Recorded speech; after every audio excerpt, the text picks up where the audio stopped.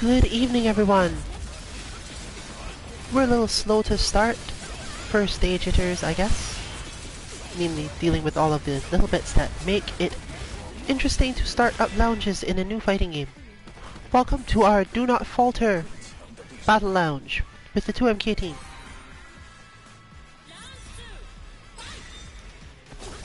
This is our EU lounge, hence the good evening. But if you have good connection and feel as if you live close enough to the Atlantic Ocean that you could probably reach it in an hour, you can probably have good connection to everyone in this lounge regardless.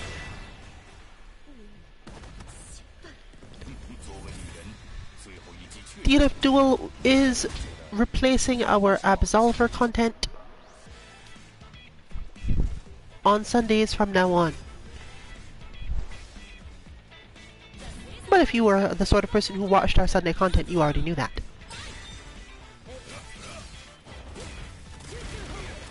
We've been planning to play this game for quite some time, did not previously make content off betas, and technically don't necessarily have a lot of good reason to be making content today, simply because the number of things in this game that are still strange, potentially bugged, and involve things like infinites.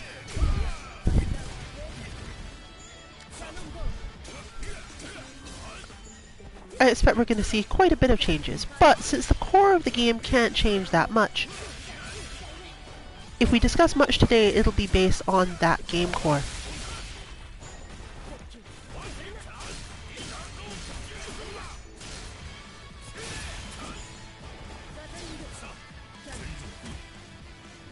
You'd like to see a large variety of characters today, some halfway optimal combos,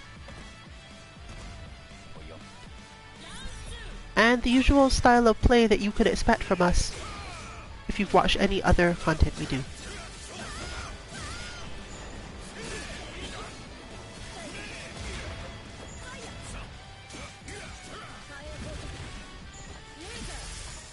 We are quite familiar with the full screen footsies form of gameplay.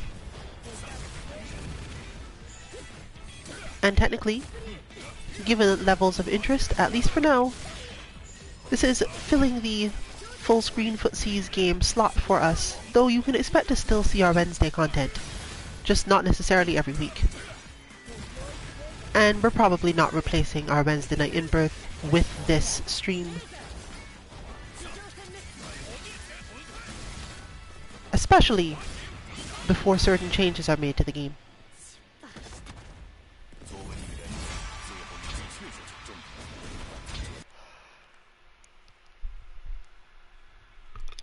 Exactly which changes we're probably not going to discuss because it's not really about the same thing.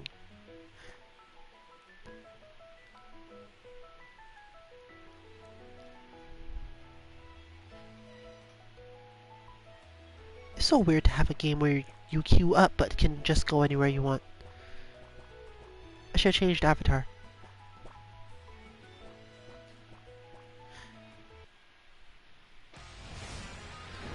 That said, it is quite good to be able to do this because you can run around and do silly emotes while waiting for other people's matches to start.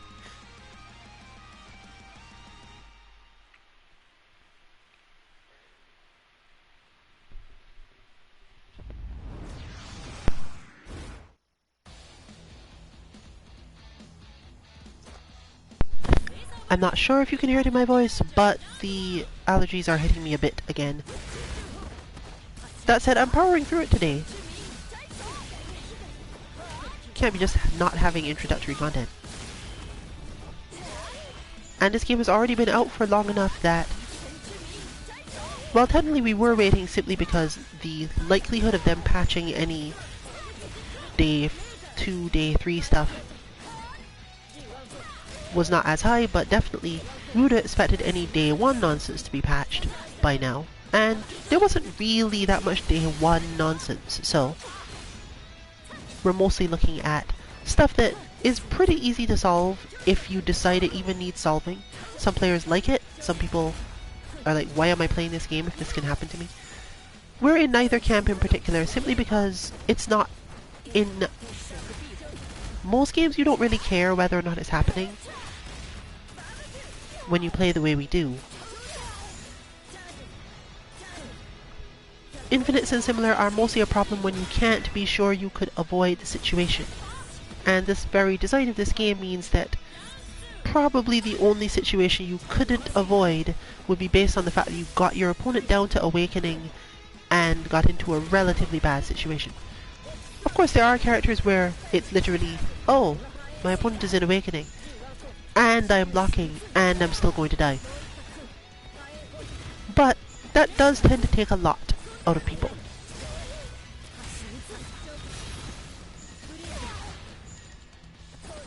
But we definitely can't say, or even advise, whether or not this is going to be fixed if you consider it wrong.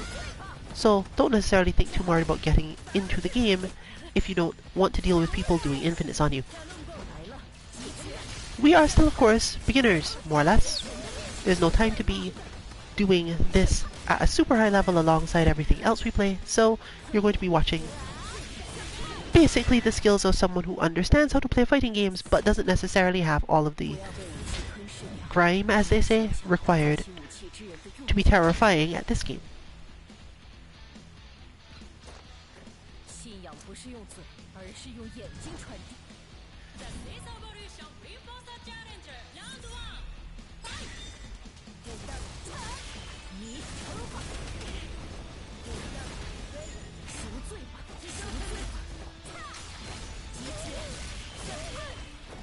So as always, for those who watch our content for basic strategy stuff, one of the core things you have to understand here is that you can dodge during your opponent's air moves. Basically, you should be thinking more so of dodge as an anti-air than much else at the very beginning.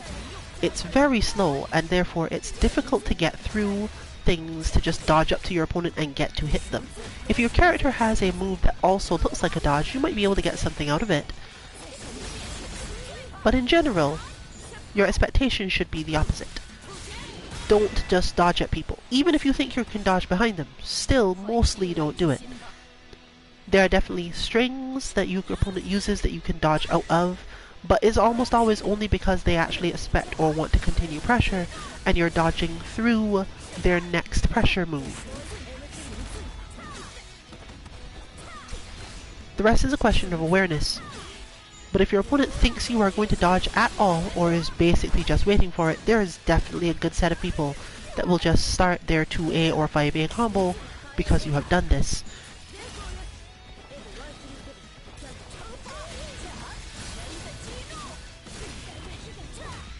But because of the way that many air approaches work, you will dodge forward entirely out of the way of the strike. Not for every character, but there are enough of them where that is either what will happen, or you won't necessarily care because any other situation was worse.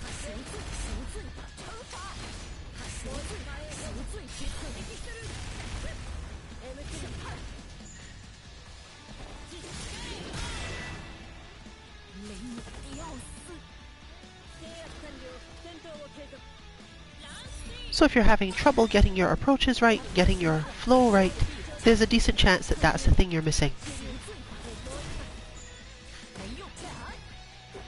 If this is your first fighting game, of course, you're probably having other issues.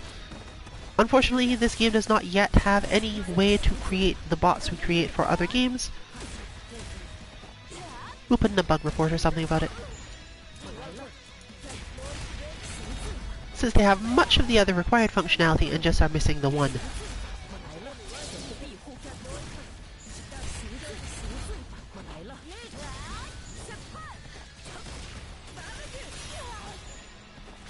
I have forgotten how Wheel interacts with most of the things that she does.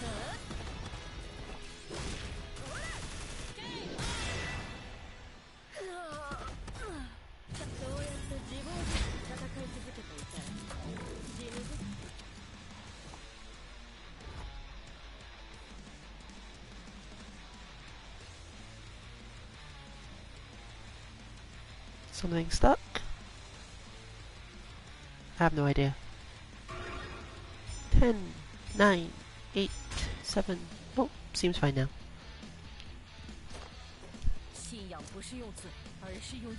A Leviathan flies by in the background.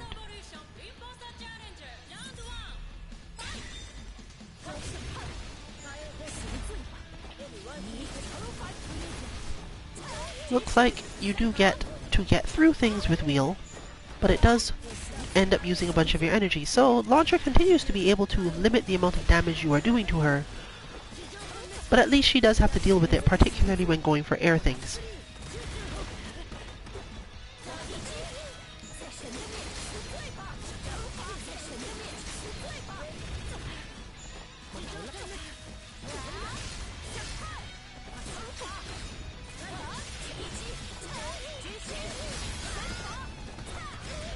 That's a lot of health gone.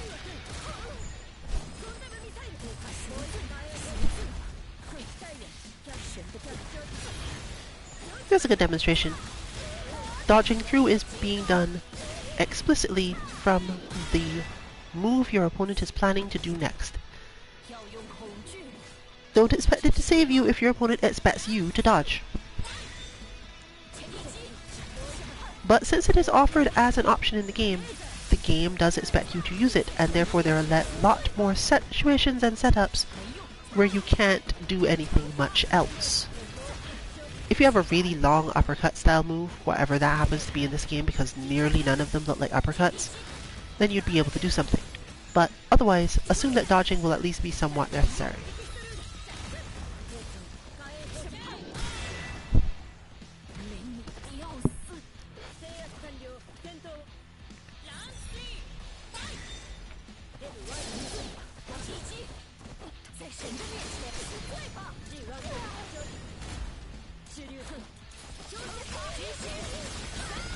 And we have Mara demonstrating another thing you can do that tends to help a lot more than you might expect against certain types of player. Always remember that once you have dodged, your goal is not necessarily to hit your opponent with a move before they recover. In fact, often your best bet is to simply jump, especially if you have any instant attacks. Because your opponent has seen you dodge, they've definitely had time to see you dodge. And their perception of what to do after that is usually going to be to mash their own button. But for various reasons, again, mostly balance, it's not likely that you'll be able to get them unless they hit something while you were dodging.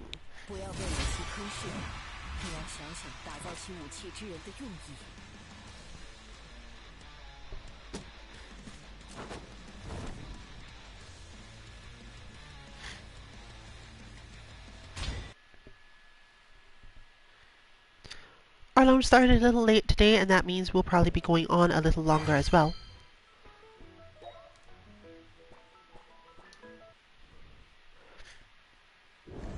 I think the lounge is now full.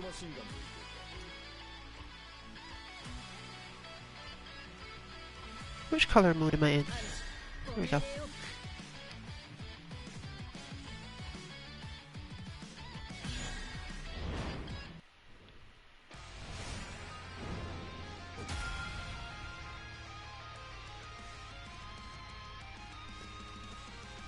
We're now jumping straight up to a match that will be difficult to talk during because this is a lot of outthinking. And there's not going to be much to say because the specific way that the outthinking happens means that I would have to immediately go straight into a ton of discussion. It's also probably going to be one-sided. Not necessarily one-sided toward either one of us, but most of the matches are likely to be more so one-sided because these two characters have diametrically opposite win conditions.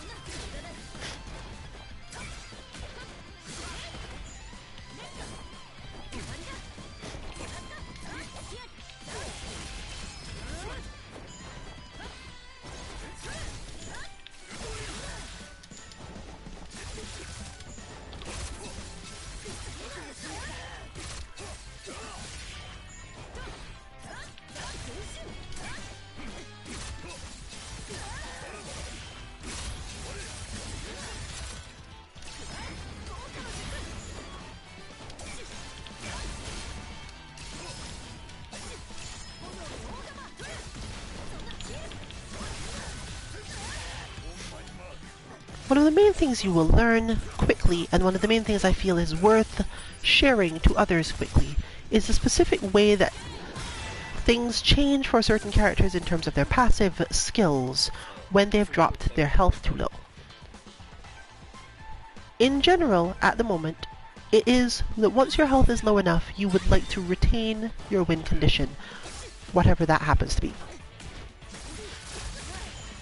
And in some cases, we were given a move that specifically makes this easier.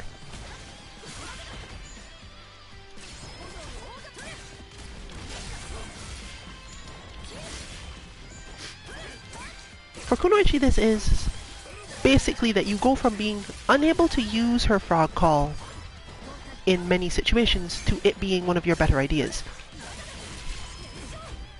Because what happens when she has Awakening is that there's a massive increase in the speed with which she can do ninjutsu.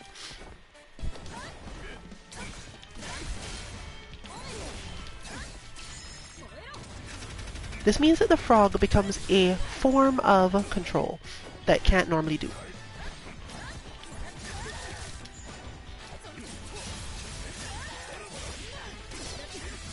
In fact, you basically have a straight up guard string that will get you out of any situation you want.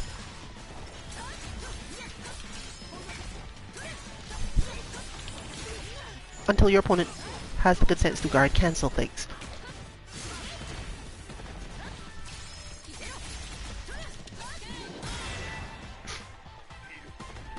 That being fake block, hitting a button so that your opponent thinks they must guard it and then dropping. You can tech that throw, of course, because you would have guarding, but expecting that there is a throw is the hard part. And you could, of course, still get hit by a low if you were not paying enough attention. But in general, you will be able to both block and deal with the problem.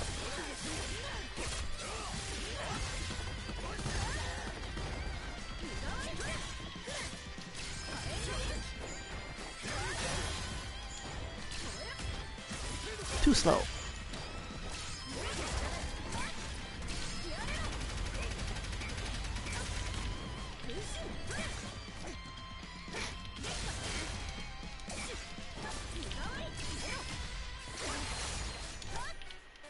Wrong button.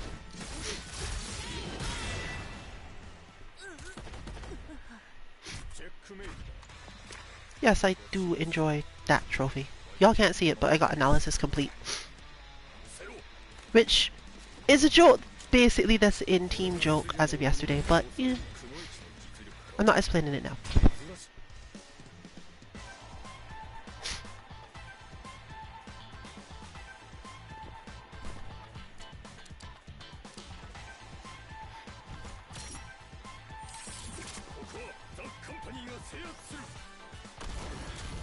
I gotta admit, all those years ago I did not ever think I would just be playing anime the game.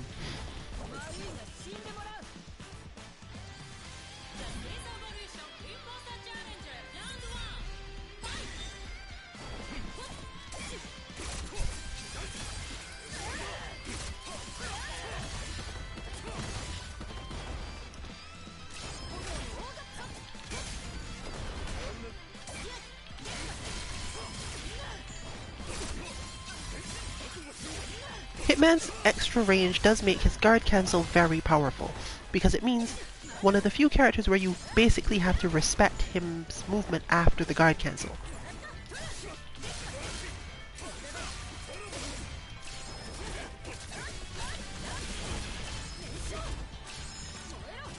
But I might as well throw this out.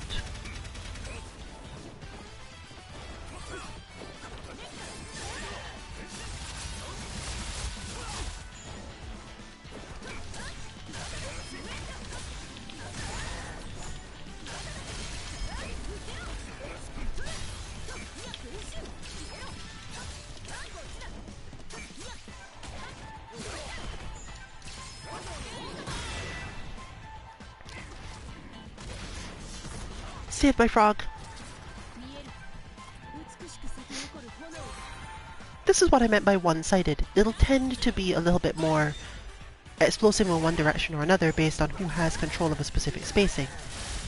Because again, their game plans are so very different.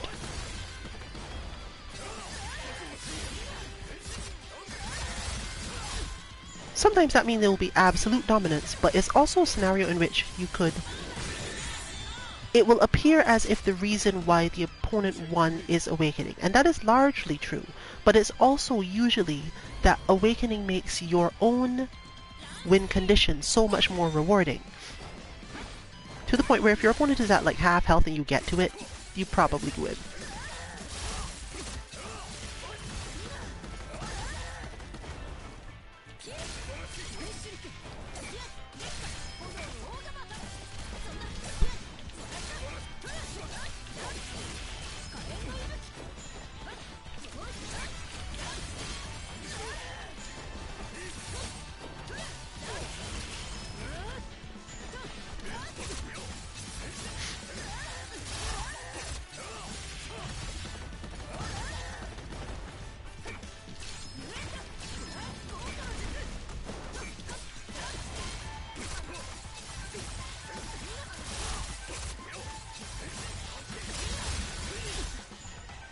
This also means that you can get into positions where it does not make sense to let your opponent do certain things to you, simply because you will end up in a different situation than you expected.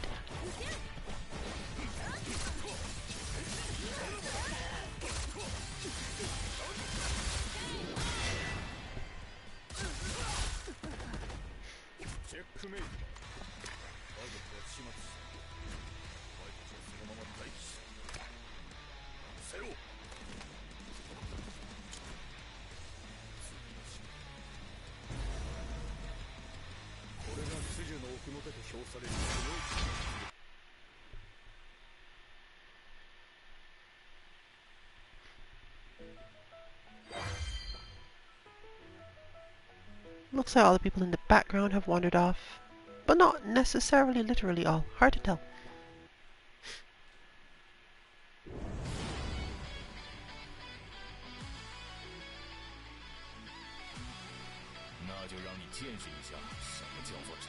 Definitely shows me how many in-jokes this place has now. Are we heading back there? Sure, why not?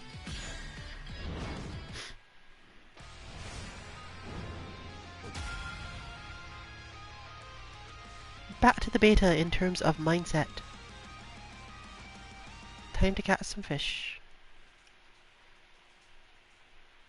More so steal some fish.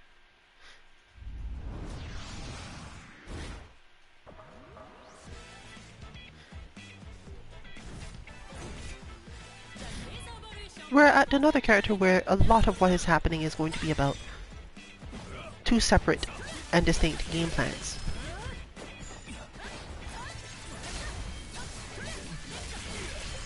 But, unlike Hitman, Vanguard has some larger limits in terms of attack speed that allow Kunoichi to do more things.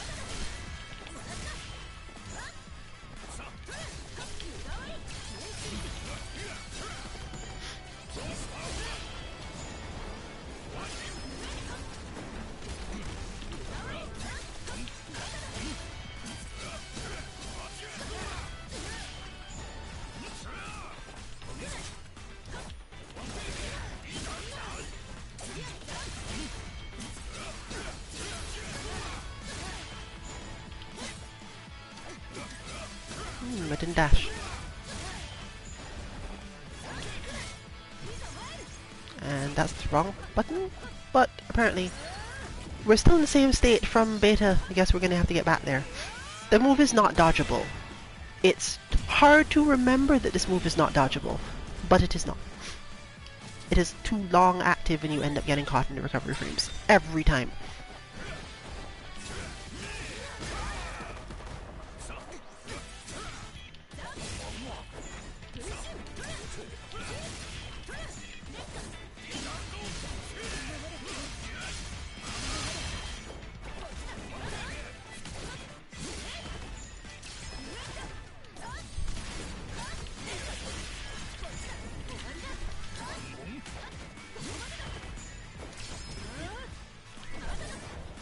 Oh, wait, no flame. How many hits do I have to get on that for there to be flame?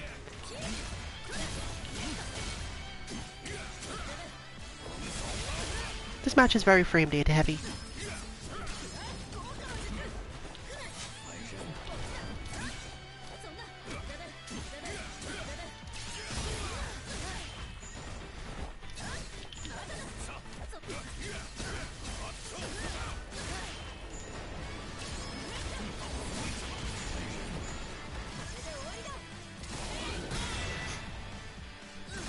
Also remember, of course, that those moves also have no invincibility to speak of.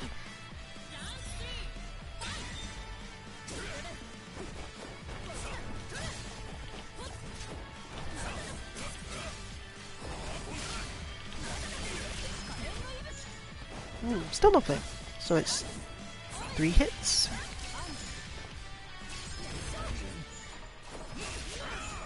Can't be sure.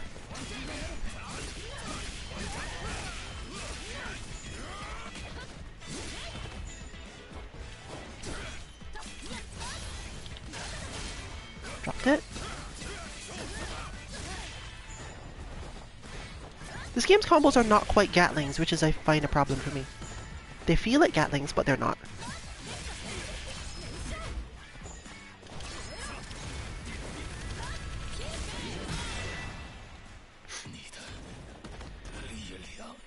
This matchup is very spacing heavy. Also, did this costume get redder? I feel like it got redder. Maybe I picked the wrong one. I probably picked the wrong one.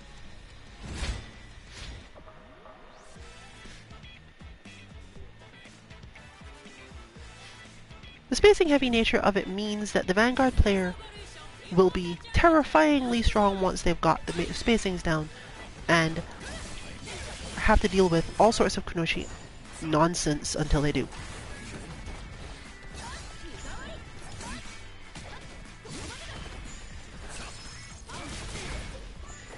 Of course, you'll have to deal with Kunoichi nonsense all of the time. Literally all of it.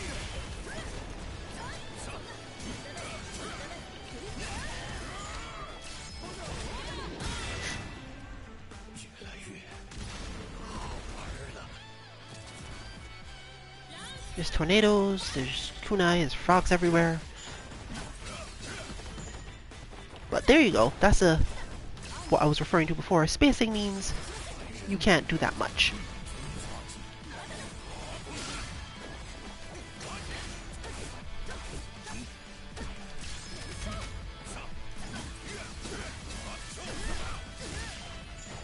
Spacing, of course, converts into timing.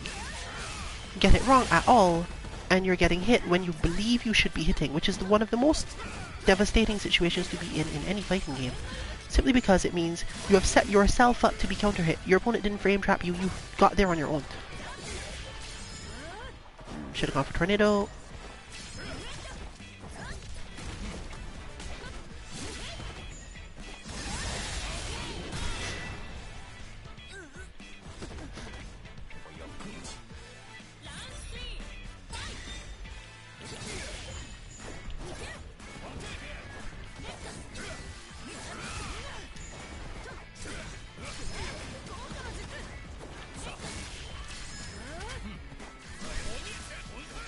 I think from my side, that is why I have to practice the most. To confirm as to whether or not the correct thing to do is tornado or not.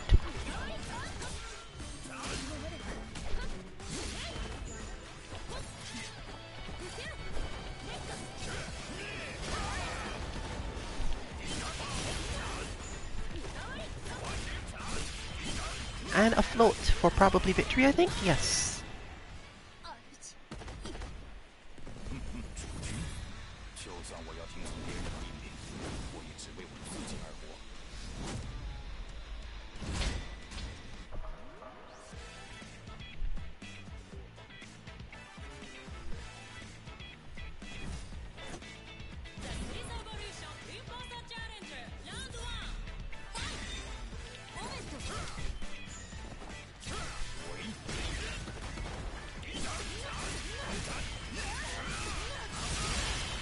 But I'm not actually using the best option in this matchup yet.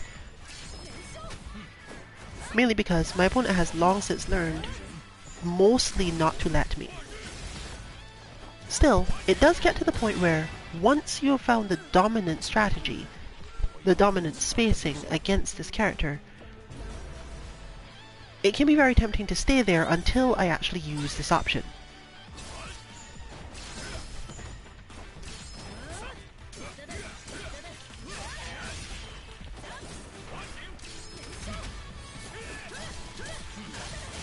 I needed a block there. I think they might have fixed it therefore, because what I'm finding myself expecting is that it will apply the flame no matter what, which is probably better that it doesn't, particularly in this matchup.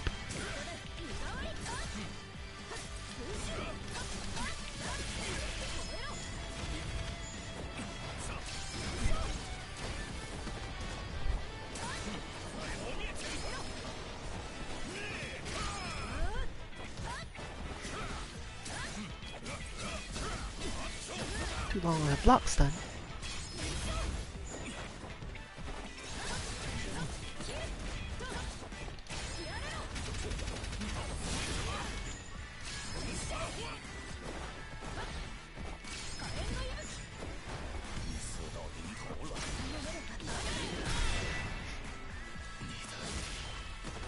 Her standing MS is your basically best option.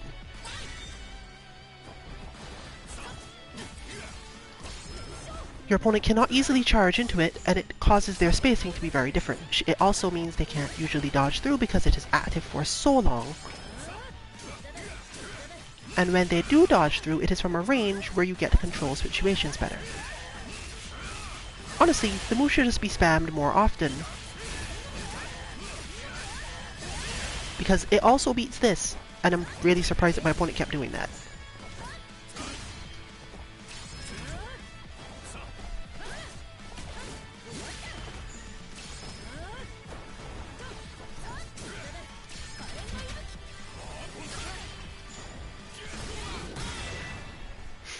But it looks like I'm going to have to use it a lot more, since the shift has been... the Sun has been playing a lot of people other than me. Meaning that spacing on those moves has probably been mastered to a higher degree, and the concern about using them, due to the way that the punishes happen, has also shifted.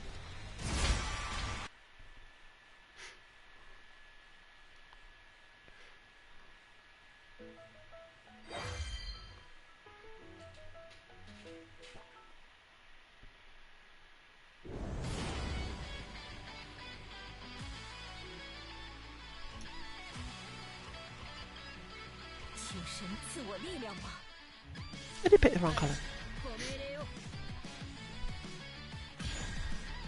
Hopefully that was the entire reason for my defeat. I was too red.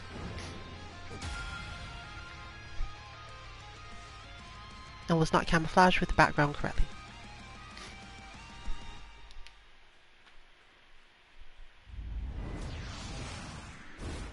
Fortunately for the rest of you, you are not allowed to pick character color after choosing stage.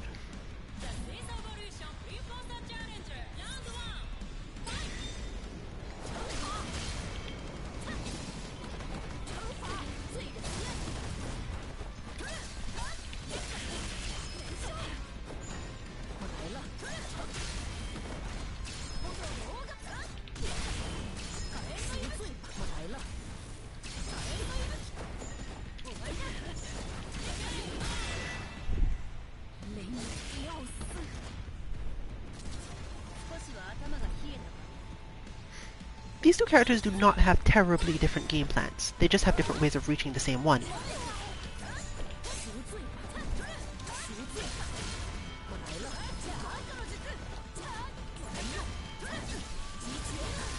However, fortunately, the spacings that you end up at as Inquisitor make it slightly easier to deal with Honoishi's stuff, and your long active frames mean she can't just decide she's going to come in and deal everything by confusing you.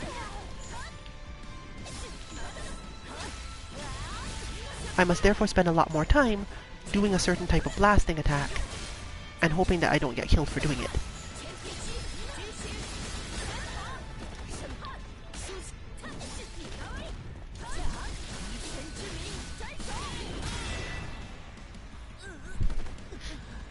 A lot of the air moves in this game have more priority over anti-airs and things you'd expect to be anti-airs than you might expect, and similarly quite a lot of the anti-airs in this game don't hit where you'd figure and therefore aren't good enough at anti-airing.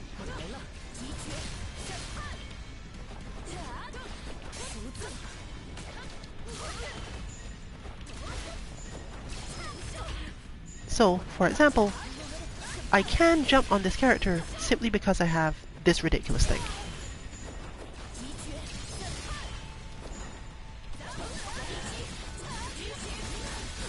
But I can't play much neutral because I can't use the situation of poor active frames to get in further. And I can't rely on the fact that I will be able to move around her attacks at all in any way.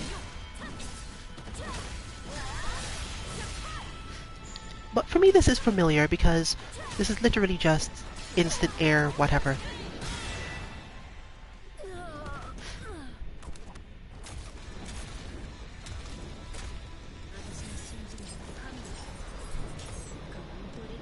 In fact, I believe that to do that move, I'm pressing the exact same thing I press in nearly every other game.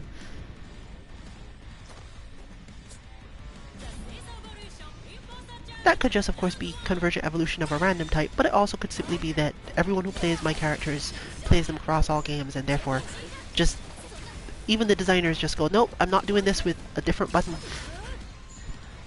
I'm not about that life today.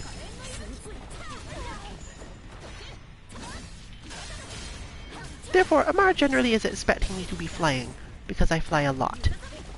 And I shield myself with the explosive from the air, because good luck doing anything else. But the main reason it's useful is not because it is likely to hit, but because of what you just saw. It forces my opponent to commit to a rushing move to punish me, which means they have to believe that I'm going to do it beforehand. Kunoichi moves backward when this move is used.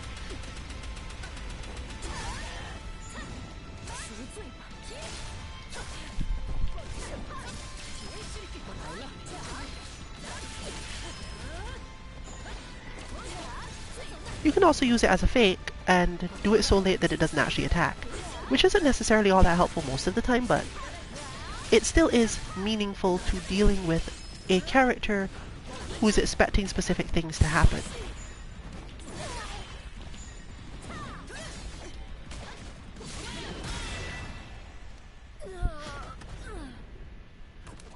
And in that sense, I can say their game plan is similar. Use flames and really good spacing to lock down things. It's just that one of them is a very straightforward character and the other is literally the opposite of that. But you can also see that as they fight each other, they end up moving more toward the requirements of the other's style, simply because that's the way games like this tend to work. Kunoichi must pare down her game plan somewhat to something relatively straightforward, and similarly, Inquisitor needs to be trickier and expect that more things will work even though they're normally just blocked against everyone else.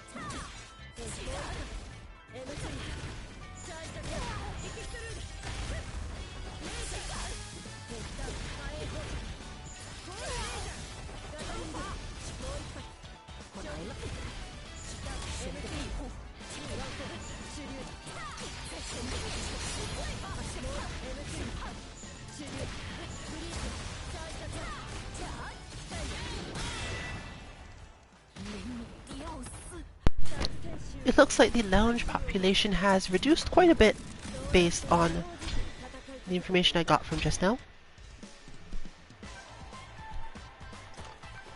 And that means if you wish to jump in, you should be able to find it at least.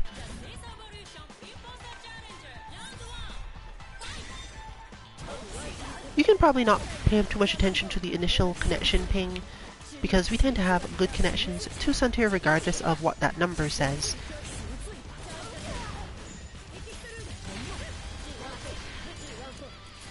And therefore we generally assume that most other people do as well. We haven't gotten a lot of complaints compared to what one would expect if it were somehow worse. This is a winner out, in other words a loser stays on lobby. And because lobbies in this game don't really... I don't actually remember if they let you close up the machines or not. I think they do. But we don't generally do so, so if you want to get other matches and jump in that way, particularly if you feel as if you haven't got an understanding of something and someone is going to jump on with you, then feel free to jump in.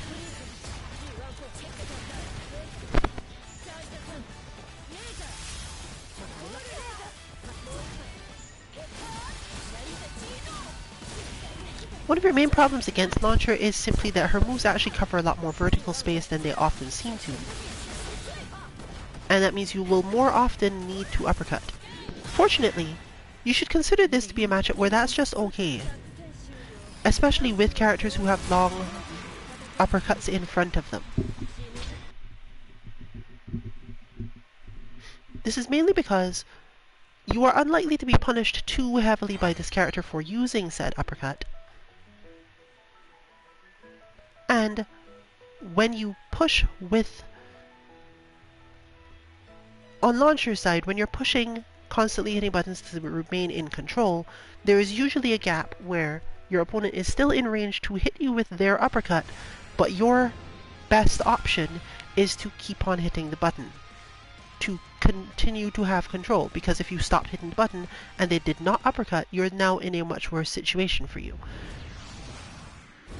So you would always want to keep hitting it, because you're not necessarily going to take a lot of damage from them uppercutting.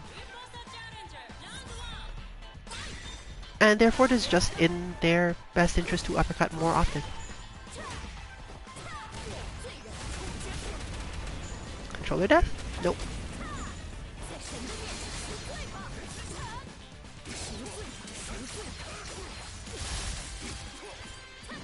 There are specific strings that you will probably have to learn really hard for Hitman that are very similar. But unlike Launcher, where this is part of the strategy and definitely you will get some benefit out of it, you don't want to just randomly uppercut against Hitman unless you're absolutely sure that this player is going to keep going. Because you will be punished fairly hard, sometimes straight from half-life to death, if you uppercut and your opponent was actually expecting you to. There isn't much of a better option here. He's not a terribly difficult character to defend against by continuing to block, but as a result of that, they often more or less expect you to continue to block. He's not terribly tricky, so you don't necessarily get, from the Hitman side, to expect a bunch of cool opening mix-ups and ways of getting your opponent to take big damage.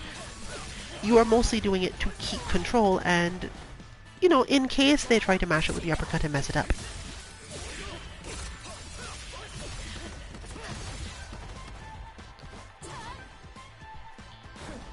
I think Omni doesn't currently use the really long strings for this character because we kind of expect this whole multiple ground attack thing to be nerfed at some level. Especially since Hitman is strong enough at being one of the 3 characters that makes really good use of ground attacks.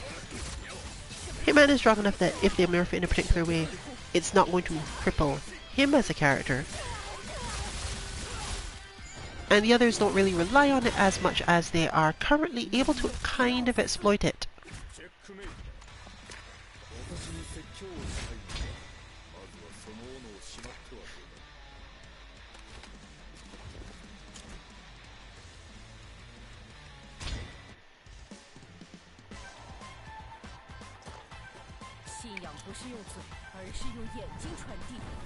Clearly from that ring quote, what Hitman does not understand is that one does not simply get rid of the axe.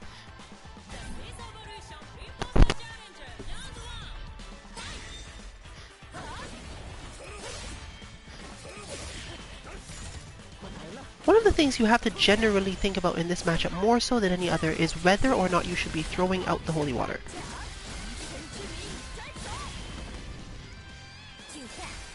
Throwing it out has a very small effect, but it's not really done for that reason. It's done as an option for a thing that will work as an attack and will get you back out of the space that Hitman is good at attacking.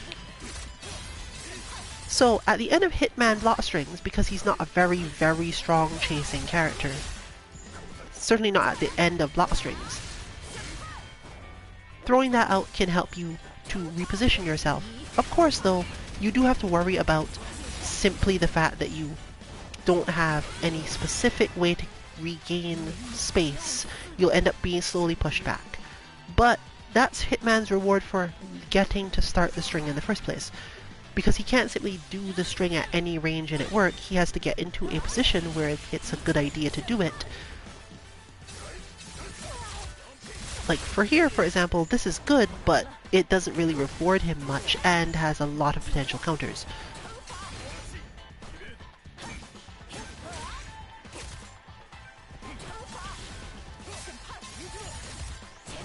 But similarly, you get big damage off punishes, but not necessarily big damage off much else.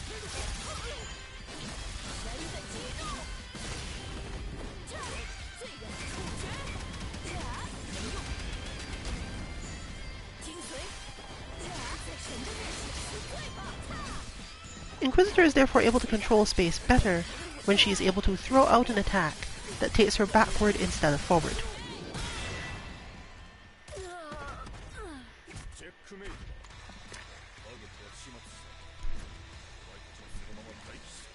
And given that this is her only attack that does this, it's usually pretty easy to remember the purpose of it.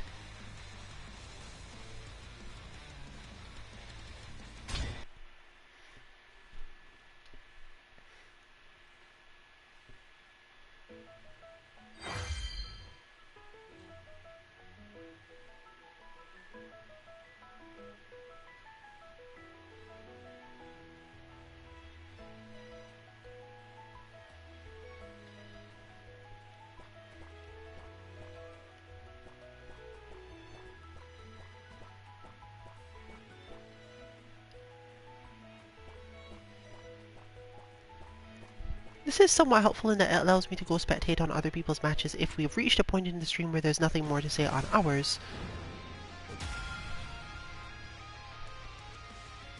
But I can't always be sure that people who jump in on these are actually specifically looking for that. And we don't always put up the I'm streaming tag, simply because it doesn't always matter.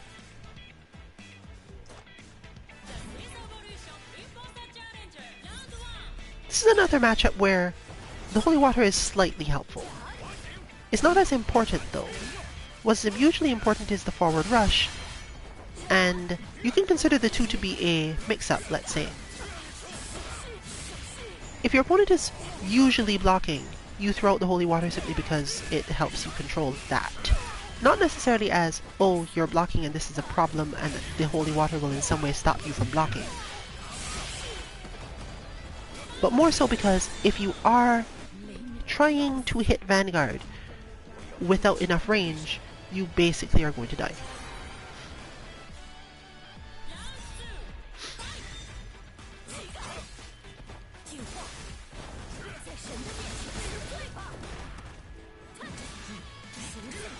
So your life is much easier when you're basically telegraphing, yes, I'm willing to sort of zone you.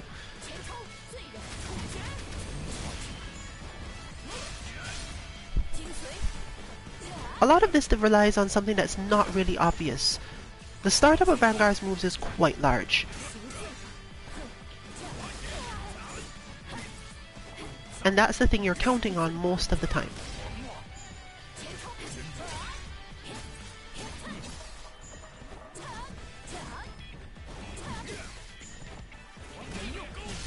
Why is this important? It is important mainly because Vanguard uses a lot of energy in this matchup, whereas Inquisitor really doesn't, and she can use a lot of options to get the wheel out and get control of the matchup. Because of the range that Vanguard fights at, there's not necessarily, I control this space now. She can in fact just put the wheel up in many situations and force the opponent to have to deal with it.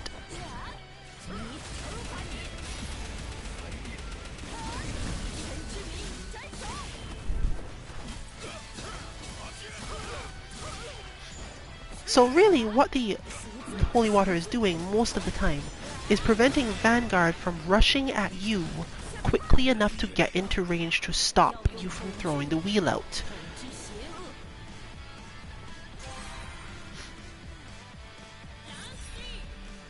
The Holy Water is the deterrent that basically says, I'm going to get to put this wheel out whether you like it or not. Because as you'll note here, the opponent is in fact rushing up to partially prevent having to deal with it. Not because the wheel is a terribly strong option that is going to wreck Vanguard's game plan, but simply that you have to deal with so much more and often have the guard cancel out of it in order to prevent certain problems.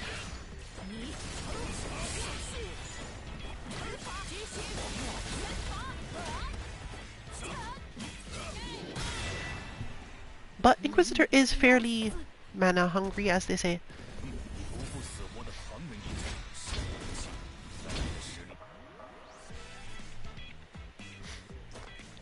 So you do end up having to think a lot more in this matchup simply because of the level of range attack your opponent can throw out.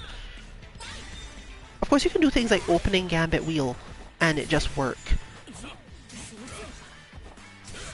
It also works as a functional anti-air against a lot of Vanguard's really long leaping buttons. In fact, I would honestly say it's a really good anti-air. But because it is such a mana heavy matchup, you have to be very aware all of the time about whether or not it's a good idea to use any other techniques, and that can be stressful.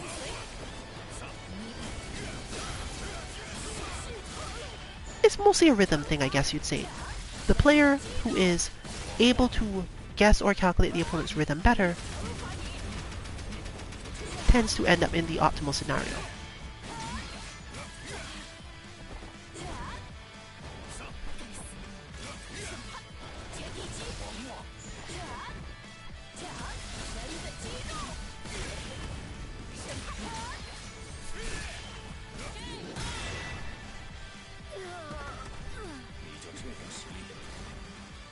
But such is the way you have when a straightforward character meets what can effectively be called a space control zoner. But a space control zoner that is immediately willing to dash up to do that. Because most people will try to play zoners from really far away for no specific reason other than that they're supposed to.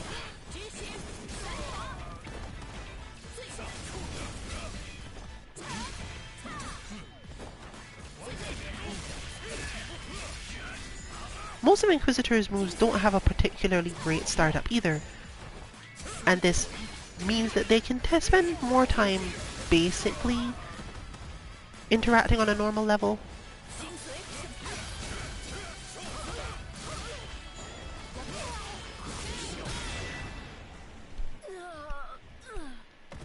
But whereas with Inquisitor you can often see this happening, the Vanguard's moves tend to be a little bit more confusing in that you're not sure which one is happening just from the look of it.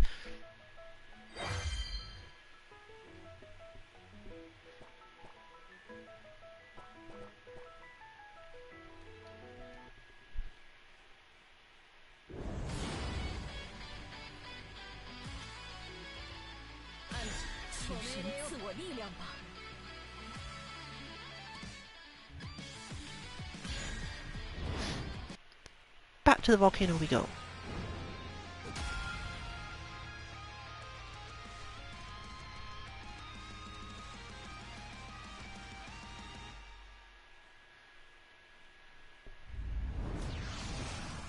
Now we go to a matchup where the Holy Water basically doesn't help because I'm going to try to spend all my time in the air. The wheel only helps if I'm not trying to counter it or expect it, and if I'm far enough on offense it doesn't help then either.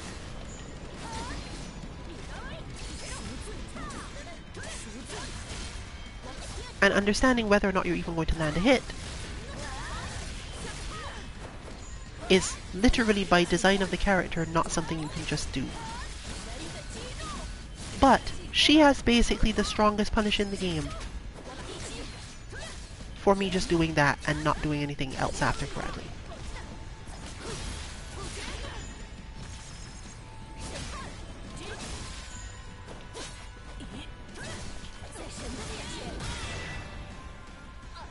I think only 2A works if I jump at that height. For many sensible reasons, she was not allowed to be a character that gets really great combos off of jump attacks. If you disagree with this, you don't understand fighting games.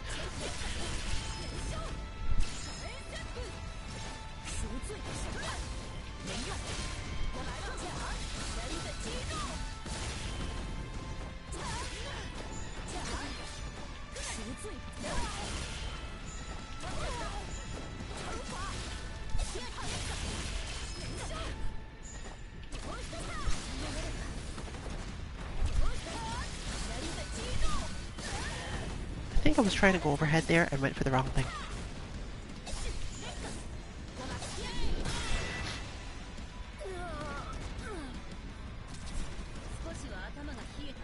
I'm slightly more camouflaged this time, right?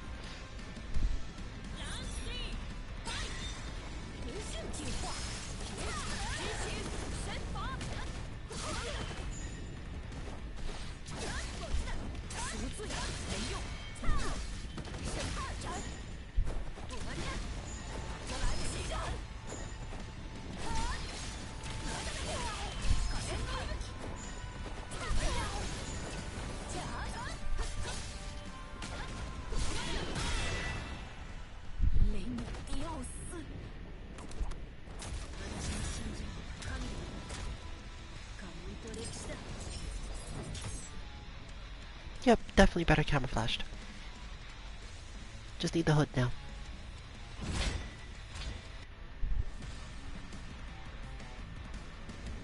Though we did start late, I believe we're coming close to the end of stream. This is either the last or the second last on-stream match of the night. We'll probably be around later for our NA lounge.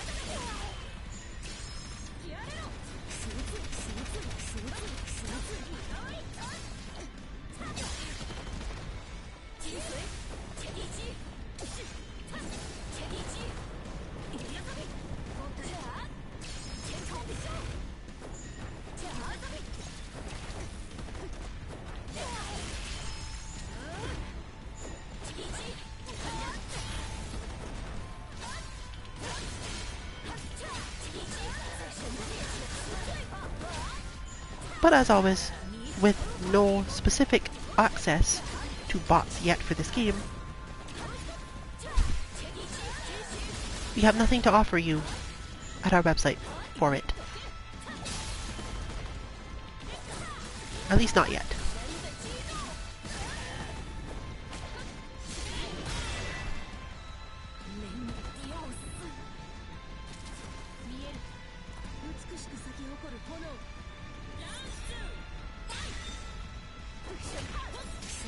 This game has no training room and I appreciate it so much.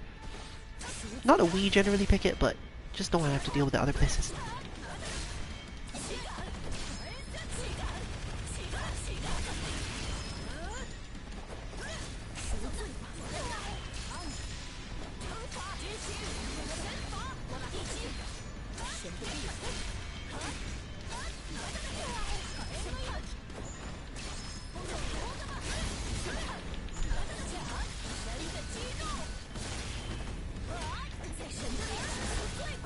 Oof.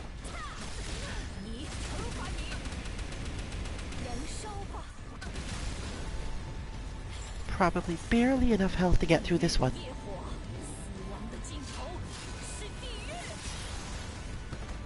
Oh, more than barely this time.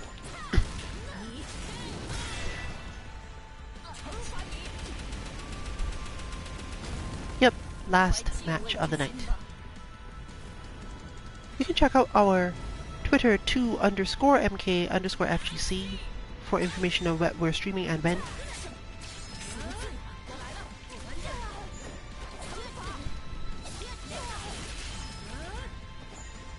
and bots for other games can in fact be found on 2-mk.org. I mistimed that.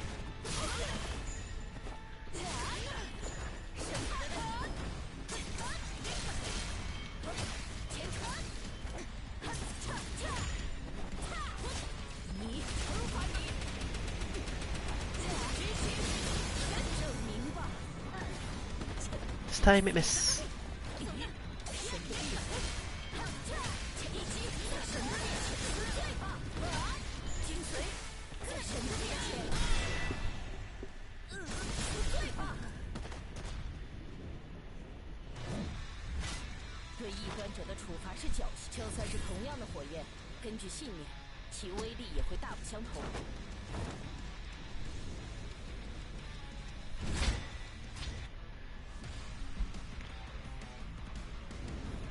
Tomorrow you can expect our Monday Mishmashing Battle Lounge for Street Fighter V. We've been having mix and mash lately to check on some improvements, but I'm not sure whether or not that will necessarily be continuing.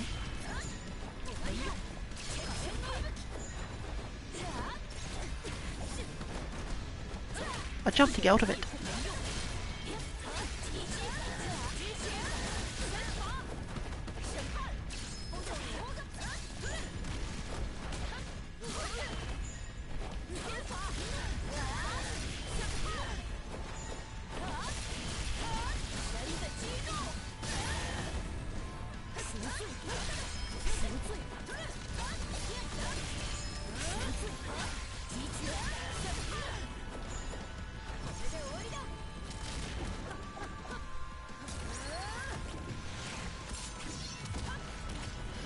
Tuesday will be a Tuesday Melt stream for Melty Blood, type Lumina. And our Wednesday night in-birth stream is iffy. I think it would mostly depend on when maintenance and or patches for this game are. And you can always expect that to take some out of us because we have to do checks and a bunch of other things related to this one.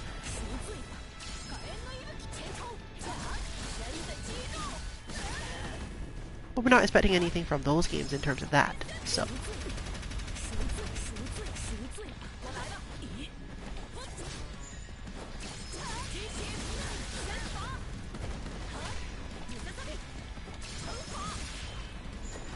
Yep, only one air option gets to work.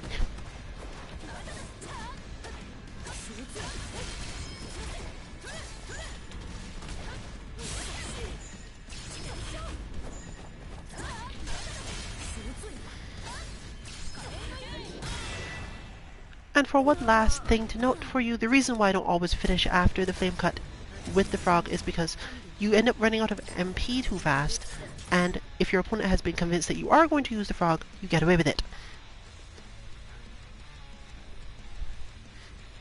But with that piece of Sage Ninja advice, we come to the end of our stream for the night. You can join us later for the next. This has been Rillian for Team 2MK. Good luck with your training and good night, everyone.